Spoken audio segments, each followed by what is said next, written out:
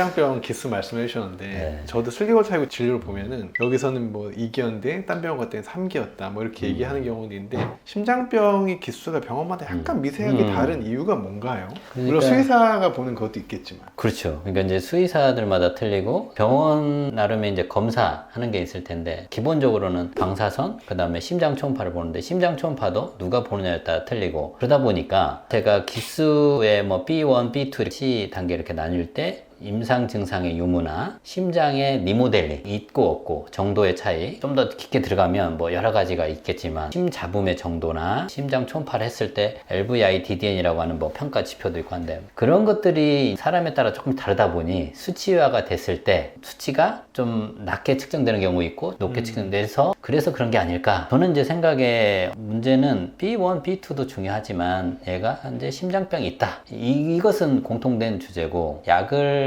먹어야 될 것이냐 안 먹으냐 이게 이제 좀 민감한 주제인데 이 부분은 사실 이제 경험이라든가 오래 심장 진료를 본 사람들은 나름의 기준이 있어서 그런 걸 가지고 평가를 하거든요. 그래서 제 생각에는 여러 병원을 다녀서 좋은 건 아닌 것 같고 어느 한 병원을 꾸준히 다녀서 신뢰할 만한 선생님하고 같이 이렇게 상의를 해가지고 필요할 경우에는 약을 증량한다든가 정기적으로 심장 초음파를 한다든가 이렇게 해서 임상 증상 같이 체크해서 그렇게 평가하고 먹이는 게 낫지 않을까 이렇게 생각이 듭니다. 맞습니다. 경험이 많은 선생님이 또 보는 것도 중요한 부분이기도 해요. 네, 그죠? 맞습니다. 네. 심장병 진단 받고 약을 먹든 안 먹든 초기에 제일 중요한 게 뭐예요? 평소 관리하는 데 있어서? 심장병에 있어서 가장 중요하게 저는 항상 보호자님 말씀드리는데 안정하다, 흥분하지 않는 거, 심장을 빠르게 뛰는 거를 하지 마라. 운동하는 거, 산책하는 것도 제한 시간을 좀 둬라. 그래서 산책을 뭐 한 30분 정도 해도 된다면 뛰지 않는 거 그냥 걷는 거. B2 단계는 그거를 조금 더 줄일 필요가 있다. 10분 정도로. C는 그냥 우리가 안고 콧바람 쐬는 정도나 그렇지 않으면 산책을 아예 안 하는 게 애한테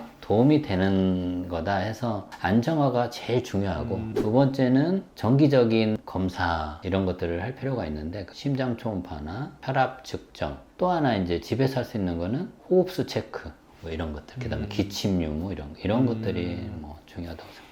아까 말씀하신 산책 시간이 있잖아요. 네네네. 산책이 애들한테 중요하잖아요. 그 산책을 줄이는 게 또 다른 부작용은 없나요? 아이들에 따라서 이제 어떤 아이들은 산책을 꾸준히 하던 애들 뭐 스트레스라든가 이런 것들 때문에 하던 애들 같은 경우에는 갑자기 줄였을 때 스트레스를 너무 받고 막 이러는 것들이 있는데 갑자기 확 줄이지 말고 만약에 얘가 예를 들어서 심장병 단계가 뭐 C 단계다 뭐 이렇게 되면 사실은 산책을 했을 때 얻는 이익보다 잃는 게 더 많기 때문에 안 하는 게 낫고 근데 그 이전 단계 뭐 B1이나 B2 단계는 살살살 걷는 거 정도는 괜찮은데 그거를 서서히 좀 줄여서 나중에 어쨌든 이게 심장병은 단계가 진행을 하는 거니까 그렇게 돼서 C 단계에서는 가능하면 이제 뭐 산책을 좀 안 하는 것이 좀 낫지 않을까 이렇게 생각이 됩니다. 그리고 궁금한 게 사람은 살 많이 빼라 그러죠. 강아지는 어때요?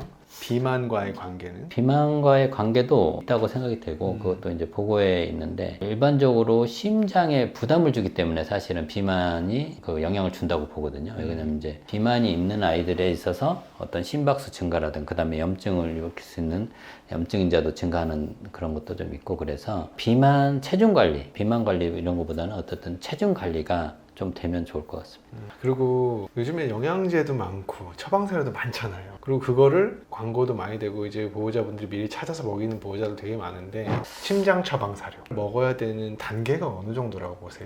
근데 이게 심장 처방 사료가 사실은 저도 이제 뭐 그렇게 많이 처방하진 않는데 사전에 이제 충분한 검사를 같은 걸 했을 때 왜냐면 이 처방 사료에는 심장에 도움이 되는 영양제 같은 게 있고 나트륨이 정상 일반 사료보다 좀 낮게 돼 있거든요. 전해질 나트륨 함량이 낮은 애한테 이 처방 사료를 할 수는 없거든요. 그런 것들을 전체적으로 평가한 다음에 처방을 하고 꼭 필요하지 않다면 안 하는 편이에요. 그래서 기수 이런 거보다는 이 처방 사료가 애한테 도움이 될 수 있느냐 이거를 좀 먼저 평가를 해봐야 돼요. 그래서 심장 처방 사료가 사실은 또 안 맞는 아이들은 또 안 맞는 경우가 있더라고요. 그래서 그런 것들을 하면 좋을 것 같습니다. 그리고 요즘 심장 영양제도 이제 회사들에서 많이 나오는데 어떤 성분이 제일 그래도 긍정적인 성분이 든 걸 먹어야 돼요? 저 같은 경우에는 심장 영양제 문의를 많이 하시는데 보호자분들이 예를 들어서 뭐 B1, B2 뭐 이러는데 우리가 ACVM에서 정의된 심장 영양제 같은 거를 어느 기수에 줘야 될까 추천하는 그런 걸 보면 B1 단계까지는 굳이 필요 없다. 처방사료나 심장 영양제 이런 것들은 필요 없다. 굳이 주고 싶다면 뭐 헤파카디오나 큐엔자임이라든가 큐엔자임 Q10 그것도 있고 그다음에 L-카르니틴 이런 성분들이 있는 거를 좀 추천하는 편이고 가끔 그러시거든요. 심장이 괜찮은데 평상시에 먹어도 괜찮은 거 아니냐?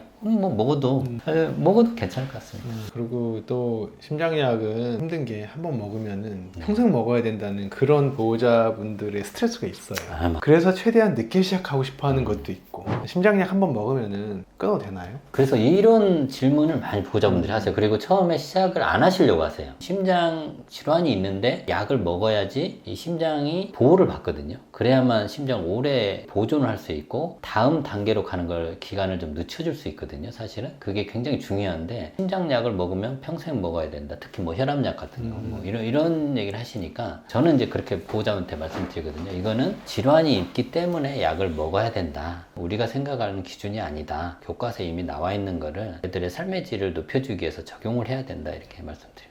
먹어서 관리를 하는 게 더 유리합니다. 실제로 병원에 응급으로 오는 심장병 아이들의 대부분은 약을 먹다가 이 약을 먹는 게 관리가 잘 안 돼서 중간에 뭔가 터져서 오는 경우가 제일 많은 것 같아요. 그 약을 꼼꼼하게 먹이는 보호자분들은 그 증상이 터지기 전에 대부분 증상이 안 좋아져도 그거를 빠르게 디텍팅해서 오시고 맞습니다. 약을 잘 안 먹이는 보호자분들은 사고가 난 상태에서 대부분 거죠. 보니까. 보호자분들의 어떤 순화도, 그러니까 병원에 어떤 신뢰도가 있어서 자주 오시는 보호자들이 있고, 그냥 보호자분들이 일이 바쁘시고 뭐 또 여러 가지 일 때문에 힘드니까 좀 길게 약을 지어달라는 분들 있는데, 대부분 이제 응급 상황이 발생하는 경우는 이렇게 약을 길게 짓는 경우가 좀 많이 있어요. 왜냐하면 한 달 단위로 짓거나 그런 경우에는 충분히 교감을 하면서 사전에 예방하는 경우가 많거든요. 이 약을 심장약을 먹게 되면 뭐 아까도 말씀드린 이뇨제 같은 경우도 있는데, 이뇨제 같은 경우도 먹게 되면 콩팥에 부담을 많이 주기 때문에 전해질이나 이런데, 그런 걸 이제 교정을 하면서 약도 조정하기도 하고 보호자분한테 어떤 방향으로 안내도 해드리는데,